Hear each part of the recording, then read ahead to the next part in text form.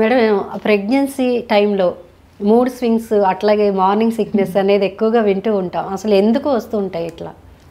ప్రెగ్నెన్సీలో చాలా వరకు హార్మోన్ ఇంబ్యాలెన్సెస్ జరుగుతూ ఉంటాయి. కొన్ని హార్మోన్స్ పెరిగిపోతూ ఉంటాయి విపరీతంగా, కొన్ని తగ్గిపోతూ ఉంటాయి. ఓకే.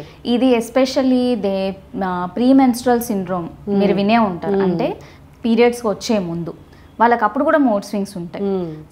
ఎక్కువగా తినాలనిపించడము, లేకపోతే అసలు తినబుద్ధి కాకపోవడము, ఎవరితో కలవబుద్ధి కాకపోవడము, చిరాకు పడడము, ప్రతి చిన్న మాటకి కోపం. చాలా అదే మాట ముందు రోజు చెప్పినప్పుడు, అంటే ఇది మామూలుగా పీరియడ్స్ అయిపోయాక చెప్తే చాలా నెమ్మదస్తుగా బిహేవ్ చేస్తారు. అదే పీరియడ్స్ ముందు చెప్తే చాలా యాంగ్షియస్గా ఉంటూ ఉంటారు.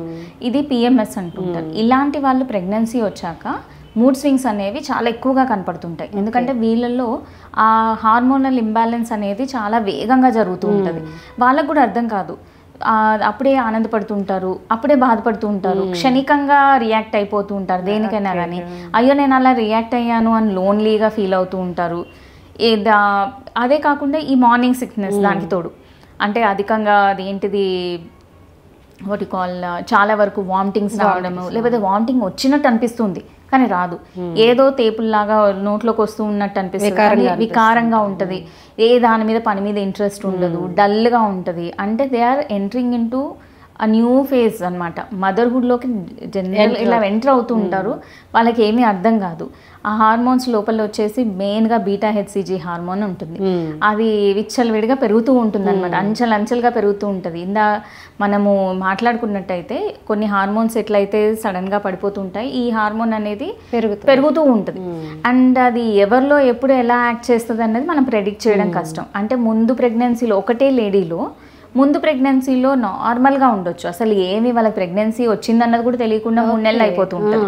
కానీ అదే లేడీలో సెకండ్ ప్రెగ్నెన్సీలో విపరీతంగా బీటా హెచ్సిజీ పెరిగిపోతూ ఉంటుంది. వాళ్ళకి వాంతులు, వికారంగా అనిపించడము అవి ఎక్కువగా అయిపోతుంటాయి.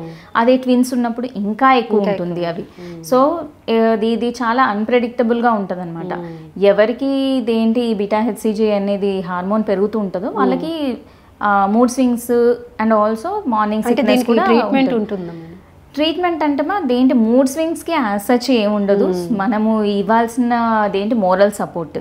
మనం ఇప్పుడు కపుల్గా ఇద్దరు దేంటిది మా క్లినిక్లోకి వచ్చారంటే నేను చెప్పే ఒక బ్యూటిఫుల్ మాట ఏంటంటే, ఏది చేసినా ఏం జరిగినా అది బీటా హెచ్సిజీ వల్ల.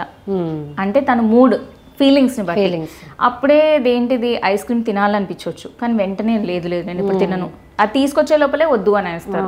లేకపోతే అన్నం ఆకలేస్తుంది, అన్నం తినాలనిపిస్తుంది, అన్నం వాసన చూడంగానే వాళ్ళకి వికారం అనిపించేస్తుంది, సో వద్దు అంటారు.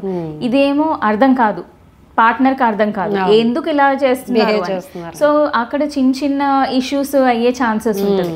సో దీన్ని మనం ఆన్సర్ చేయాలి అంటే మాత్రం వాళ్ళకి బెటర్ అండర్స్టాండింగ్ ఉండాలి.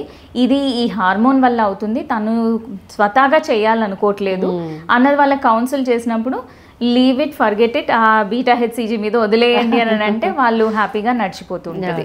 అండ్ కొంచెం మోరల్ సపోర్ట్ అట్లా. అండ్ ఇవి కాకుండా మార్నింగ్ సిక్నెస్ కంటే అది లిమిటెడ్ కండిషన్లో, అంటే ఎక్కువగా అసలు ఏది తిన్నా ఇమడట్లేదు, వామిటింగ్ అయిపోతుంది అన్న స్టేట్లో దాన్ని హైపరెమెసిస్ గ్రావిడారం అంటాం. అలా కాకుండా కొంచెమే ఉంది అని అంటే నాజియా, వామిటింగ్ ప్రెగ్నెన్సీలో అది కామన్. లేకపోతే అధికంగా పడుకుంటూ ఉండడము, దేని మీద ఇంట్రెస్ట్ లేకపోవడము, డల్గా ఉండడము, ఇలాంటివి జరుగుతూ ఉంటుంది. చాలా వీక్గా అనిపిస్తుంటుంది వాళ్ళకి, ఏ కొంచెం పని చేసినా అలసిపోయినట్టు అనిపిస్తుంటుంది. బ్యాక్ పెయిన్ చాలా విపరీతంగా వస్తుంది, ఎందుకంటే అక్కడ గర్భసంచి అనేది పెరుగుతుంది. పెల్విక్ ఆర్గన్ నుండి అది పెరుగుతున్న టైంలో ఆ పెల్విక్ లిగమెంట్స్ అన్ని స్ట్రెచ్ అవుతూ ఉంటాయి. సో బాగా బ్యాక్ పెయిన్ వస్తూ ఉంటుంది. ఇలాంటి వాటికి మనము సిమ్టమాటిక్గా ట్రీట్మెంట్ ఇస్తూ ఉంటాము. దానికి దేంటి పద్దాక ఇవే మందులు ఇవ్వాలి అని ఉండదు.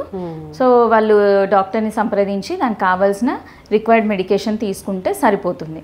అదే ఎప్పుడైతే అది క్రమేణా వాళ్ళ హెల్త్ని ఇన్ఫ్లుయెన్స్ చేస్తుంది, అంటే ఎఫెక్ట్ చేస్తుంది, విపరీతమైన వామిటింగ్స్ అయిపోతున్నాయి, అసలు తినలేకపోతున్నారు అంటే మాత్రం అప్పుడు వాళ్ళకి డాక్టర్స్ కొన్ని టెస్టులు చేసి మూత్రంలో ఏమైనా కీటోన్స్ ఉన్నాయా, ఎలా ఉంది, వాళ్ళ ఏమన్నా లివర్, కిడ్నీ అన్నీ సరిగ్గానే పనిచేస్తున్నాయా, ఎందుకంటే కొన్నిసార్లు ఇన్ఫెక్షన్స్ త్రూ కూడా అవుతూ ఉంటుంది. అట్లాంటివి ఏమన్నా ఉన్నాయా, లివర్ చేంజెస్ ఏమైనా ఉన్నాయా, అవి చేసుకొని బాగుంది అని అంటే పర్లేదు, లేదు అంటే మాత్రం వాళ్ళని ఒక 2-3 డేస్ అబ్జర్వేషన్ కోసం అడ్మిట్ చేసి సెలైన్స్ ఎక్కించి వాళ్ళ గట్టుకి రెస్ట్ అనేది ఇస్తారు. ఇచ్చి ఆ తర్వాత డిశ్చార్జ్ చేయడం జరుగుతుంది. సో ఇట్ అగైన్ మళ్ళీ డిపెండ్స్ అనమాట, ఎలా ఉంది పేషెంట్ కండిషన్ బట్టి ట్రీట్మెంట్ ఉంటుంది. ఓకే.